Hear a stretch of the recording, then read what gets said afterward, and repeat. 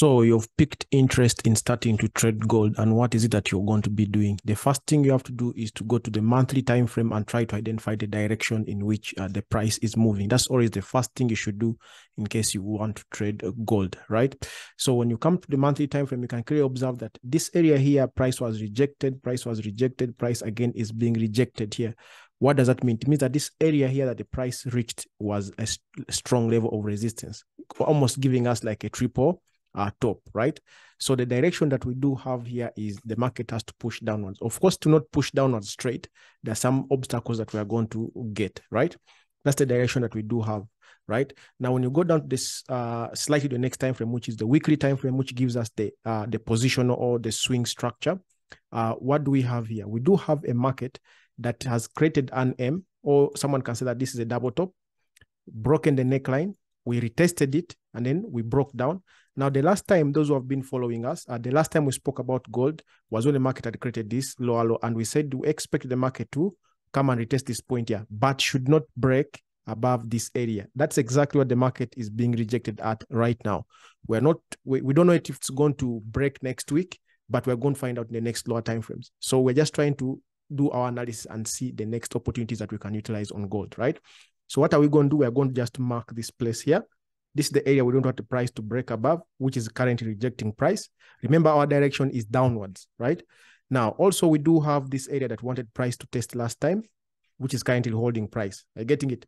Now, we want price right now is trapped between this resistance and this support here. For us to continue downwards, we need the market to break below here, retest, and then pushes down. So far, we have diagonized in monthly. Direction is downwards. Weekly, we do have our resistance and support, right? So now let's go down to the next lower time frame, which is the daily time frame. This time frame gives us the structure for intraday. Now, when you come to intraday, what do we observe? We do observe that the market attempted to create for us an M, but unfortunately, right now the market closed above this neckline. Because we closed below the neckline, we expect a very weak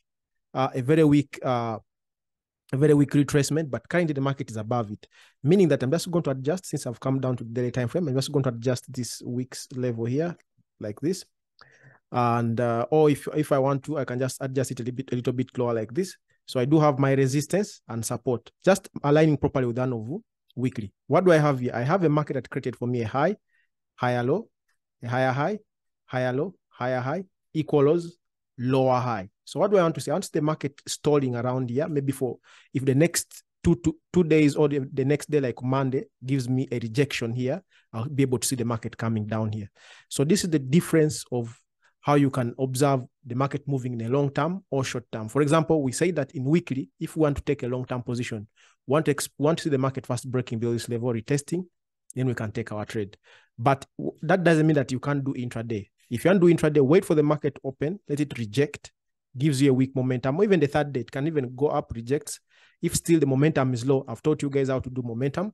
If the momentum is still within this candle, then we shall expect the market to come and test this area. This would be your target, right?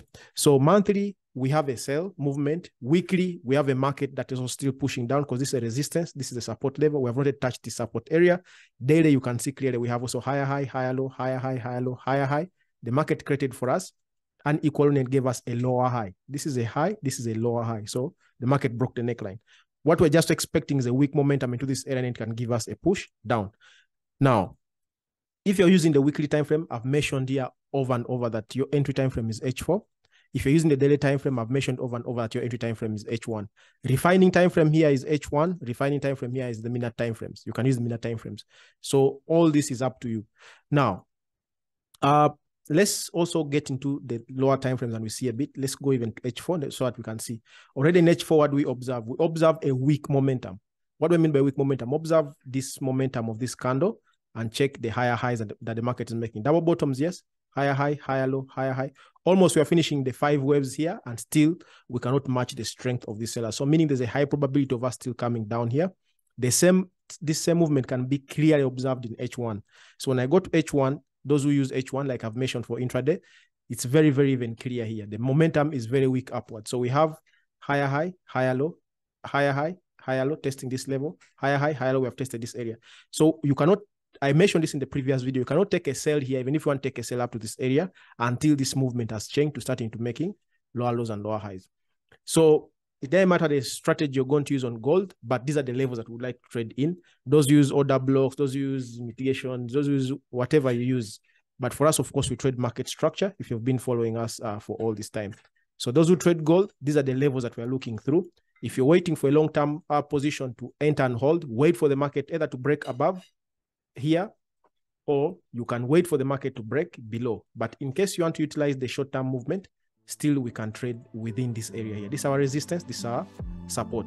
So I hope you can utilize this just like we utilized the previous movement that we talked about, that the market will come and test above here as long as they break this area. So that is it for gold. I hope it can make sense to you. Have a great time.